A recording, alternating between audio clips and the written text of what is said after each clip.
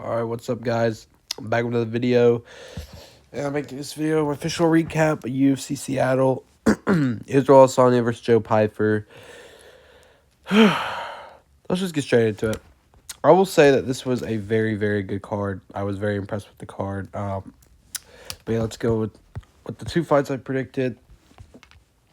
Main event, Israel Adesanya versus Joe Pyfer. Yeah, guys. Izzy, once again, did not get the job done. It's okay, though. Hold on, guys. But, bro. Yeah, Israel Adesanya versus Joe Pyfer. It's okay. Joe Pyfer got the win, second round TKO. I'm just going to break down. Because this is a frustrating fight to break down. First round, Israel Adesanya was looking good. He was keeping his distance. And, yeah. He was doing the game plan that I was saying he needed to do. Which was keep the distance. Stay like 2 or 3 feet away from Pyfer at all times. Do not engage in boxing exchanges. He needs to kick the legs off. He needs to kick the body, go to the head, but mostly aim for those leg kicks. That was the key to win.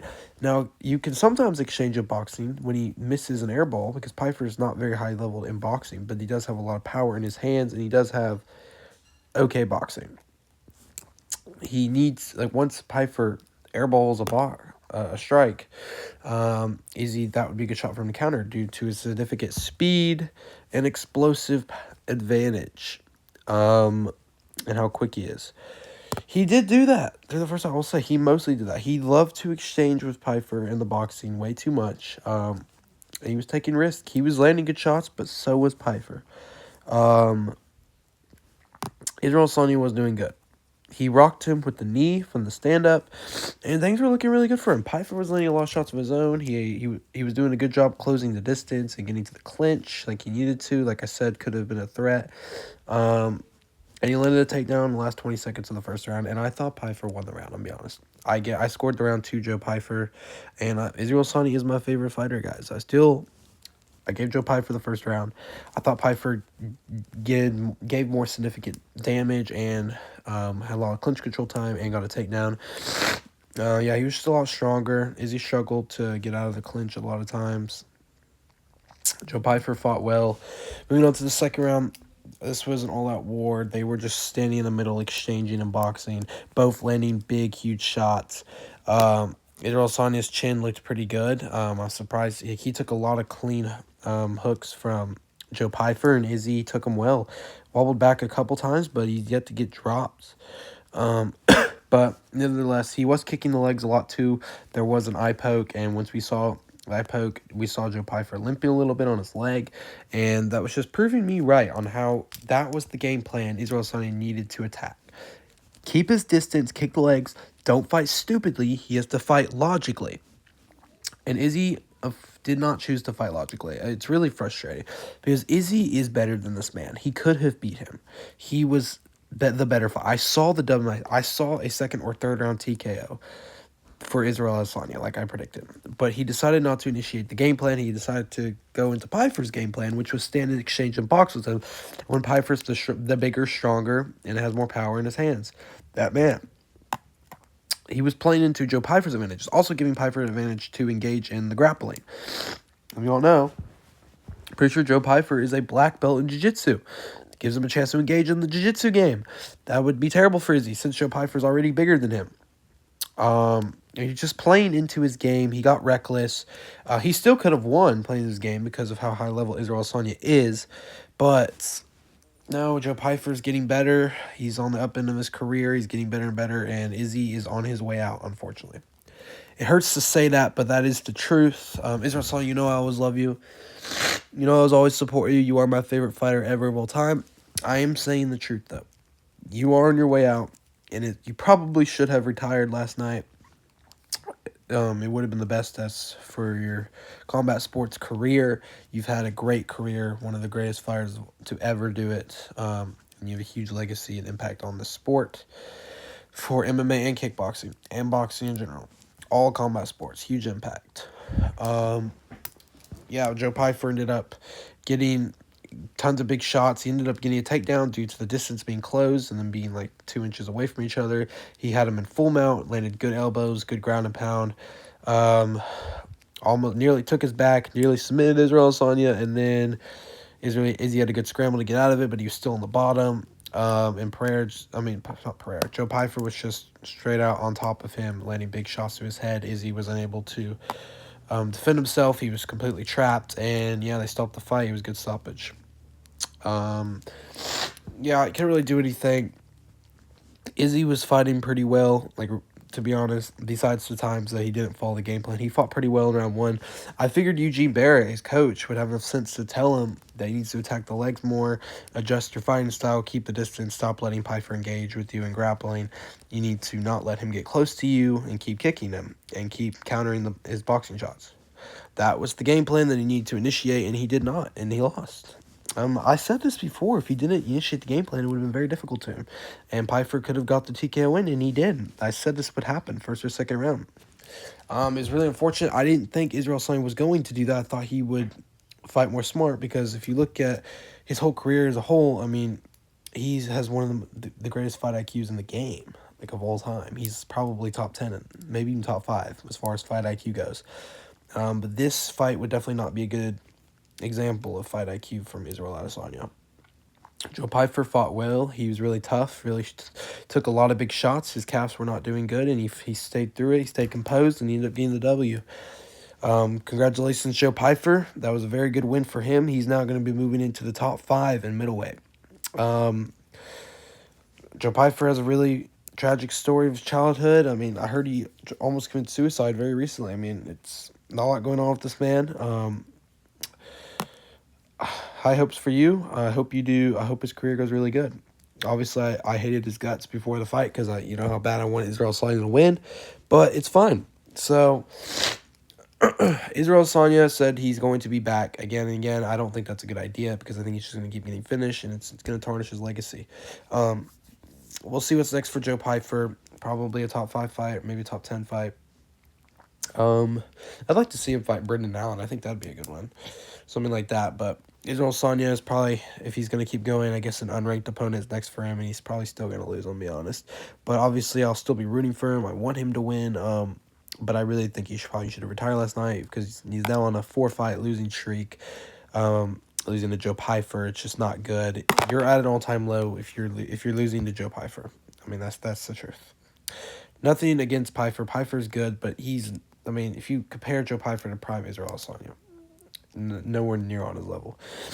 And there's noticeable things you can see that Israel Adesanya is washed. He's not the same he used to be. He's just slower. His chin's not as great. Takes a lot more shots. A little bit more reckless. That's just due to his age and the fact that he's been losing a lot. So, yeah, that's how this fight went. I love you, Israel Adesanya. It is okay. I still love you. I said that I'd still be by your side, win or loss. I really hoped you win. You should have won, but it's okay. Moving on to the co-main event. Another performance of the night. Another fight I broke down. Co-main event, Alexa Grasso versus Macy Barber. I missed this fight too. I picked Macy Barber.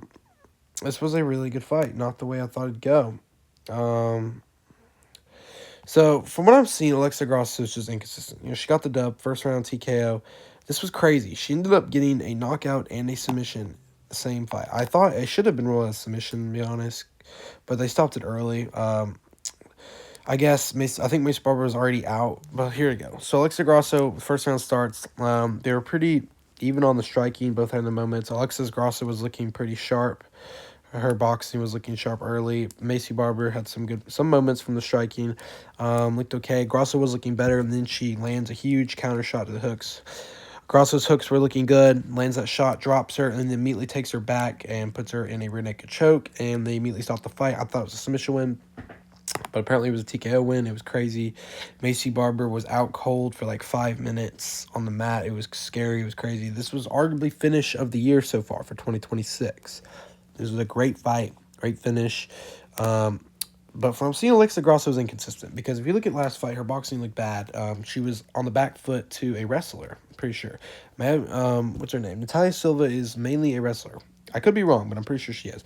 I've seen more grappling moments from her than striking. I know she has a solid striking game because this is MMA. You're going to have to if you're going to be a top 5 fighter in any weight class. But, and before that, getting absolutely mauled by Valentina Shevchenko when she competed very well in the second fight and got a draw. And then the first fight, she ended up submitting Shevchenko, who's the grappler. You see how I mean when I say Alexa Grasso is inconsistent. You never know what to expect from her. There's a good chance she'll lose her next fight. I mean, hopefully not, but I mean, she might. But she looked, regardless, if we're talking about today, last night she looked very, very good, very dominant. That was one of the most dominant, like that's a good word, one of the most dominant finishes I've ever seen in a while. Macy Barber was very, very decent fighter. It's not easy to do that to someone like her. She arguably could get the next title shot now. Probably not, since she's fought Shevchenko 3 times already. I'm pretty sure Natalia Silva's going to be next. Silva did beat Grasso. However, I thought Natalia Silva robbed Rose Namajunas, but that's another story. But, yeah, it was a great performance. Extremely dominant. Very well-earned performance of the night. That was crazy. It was extremely dominant. I mean, the way she just dropped her cleanly and then jumped the back. I mean, I thought she was going to finish with ground strikes, but no. Jumped the back, went for a submission. That was crazy dominant.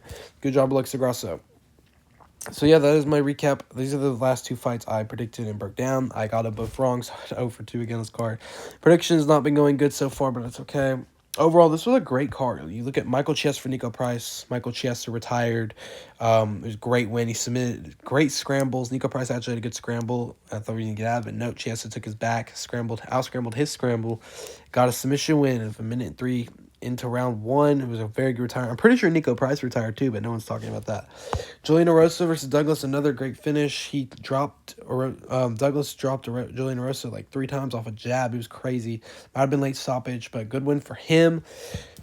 This guy, Yursai Belagurai, whatever his name is, this guy's fought Alex Pereira 3 times in Glory Kickboxing, and he won one of them, I think, and he lost 2.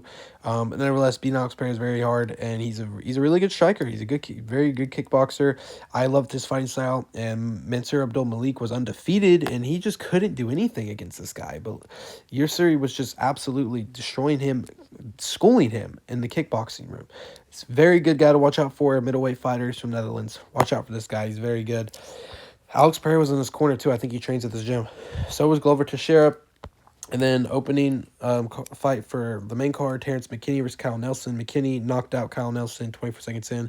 I don't know what it is with this dude. Apparently he has a ton of power in his striking game. He dropped him with a head kick that looked like it was blocked by Kyle Nelson, and he ended up dropping him and getting a finish. Probably a late stoppage too by Herb Dean. Great finish from Terrence McKinney. I'm pretty sure he's on the big fight win streak now. Guy to watch out for. Prelims, this is a valid fight of the night. Ignacio Bahamas versus Tofik Musaev, whatever his name is. This was an absolute war. I thought Ignacio got screwed because, and I think it was the second round. The first round was very close, could have gone either way, but I scored it to Ignacio. Second round was an absolute war. Ignacio dropped Musaev, and then Musaev blatantly grabbed the fence and got away with it, and then blatantly headbutted him on the ground. It was just an absolute bloodbath from Ignacio. He was bleeding everywhere. I thought they were going to stop the fight after the second round, but they didn't. Third round was a war. Could have gone either way. Musaev won it, though. Musaev got the dub. I thought it was very poor how the ref handled it. That was a very bad reffing performance. Musaev still fought well. I think it seems like he's always in wars when he fights. Ignacio Bahamas, I think he'll come back strong from this, but they both fought really well. Valid fight in the night. Chase Hooper came back for Lance Gibson Jr. Chase Hooper got knocked out in the first round. Yeah, he was looking good until he wasn't. He had some good striking moments. He attempted a single leg, but Lance Gibson had very good elbows on that single leg takedown, stopped it, and then he caught him, dropped him like 2 times badly. Hooper's chin's pretty good, but he couldn't take these, then he hit him with the knee, ended him, taking him on the ground. Good stoppage. Very good win by Lance Gibson Jr. This man is really good. And then Chase Hooper is now on a downfall. Hopefully he comes back stronger because he's a really good grappler. He just needs to improve his striking and his head movement on his defense. Martin Tybura versus Tyrell Fortune. This was a crazy fight. Fortune nearly died due to some injury. A couple weeks ago, Martin Tybura is pushing 40. This guy's really old. It was a pretty good fight. Fortune used his wrestling. He had decent striking. Tybura had pretty good striking moments, but they got tired. They ended up they originally had the dub to Tybura, and then they changed it to 4-2, and there was a mistake. I've never seen that before. That was funny to see. Tyro Fortune did get it done. I thought he won 2-1. Tybora had a lot of moments on the striking and some clinch work. But yeah, Fortune's now going to be ranked top 10 in the heavyweight division and he was unranked. So that's a really good win for him. We'll see what's next for his career. Casey O'Neill versus Gabriel Fernandez. Another really good finish. Knocked out Gabriel Fernandez out cold, I'm pretty sure. It was looking good for Fernandez until it wasn't. It was pretty even on the striking. Casey O'Neill was on the front foot, and then she ended up rocking her badly and just finishing her brutally on the cage. Gabriella just took way too many shots. But really good win for Casey O'Neill. We'll see what's next for her. And then Navio Sterling versus Bruno Lopez. This is Israel Adesanya's guy. They trained together, and they were in fight camp together. They had the same team. I'm not gonna lie, this guy's kind of nowhere near as good as people say he is. I mean, he's really slow, and he is a decent striker. He's definitely a prospect to watch out for, but he's definitely really overrated. I like him a lot, but I'm just saying the truth. I've watched him fighting, he's overrated. He did get the dub. He's still undefeated. I think he's 7-0, maybe 8-0. It's Bruno Lopez. Bruno Lopez had some good moments on the feet. I thought and on the clinch, he had some good. Yeah, he out-grappled Sterling. I thought he won the first round, and then Sterling caught him and knocked him out. So he's definitely very dangerous on the feet, but I think he's really slow, and I think it's only a matter of time before he loses his first fight. But I think he does have a lot of potential for sure. Definitely a really good win for Sterling because he is a dangerous striker. And then Ricky Simone versus Adrian Yanez. This probably would have won fight of the night too if it wasn't a draw. I thought Adrian Yanez won pretty convincingly, but they ended up probably a majority draw. It was an absolute war in the second third. The first round was really close, and then I thought Giannis did a little more. I think his striking just a little more fluid. Simone he's a dog. He just gets in there, isn't afraid to take hits. Giannis likes to make it a little more clean, but again doesn't have too much of a problem taking a lot of hit and getting blood and cuts on his face and bruises. There was some grappling, solid from both, but it was an absolute war the second and third rounds, and I thought Giannis did enough, especially brutally dropped him at the end. But no, it was a draw. I was very surprised for that. A lot of people disagreed with it, but it was an all-out war, and I'd love to see both these guys return. These guys aren't even ranked too. That's crazy. And then the opening fight, Alexia Thanera, whatever her name is, for Sabrina Brazil. Alexia Thanera is pretty good. I think she's not undefeated. I think she's lost once. She out-grappled, mauled Brazil. So I've seen her fight before too, Bruna. She had a good moment where she kicked her in the head too, which was good. But Alexia's got a good chin. She's got solid striking, and she's a really good grappler. So it was a good performance by her. We'll see what's next for her. So yeah, that is the whole card recap. Make sure to like and subscribe, turn on notifications. I'm okay, guys. I like Israel. I think Israel Adesanya is gonna be okay. We'll see what's next for him, and we both recovering from this. So see you guys in the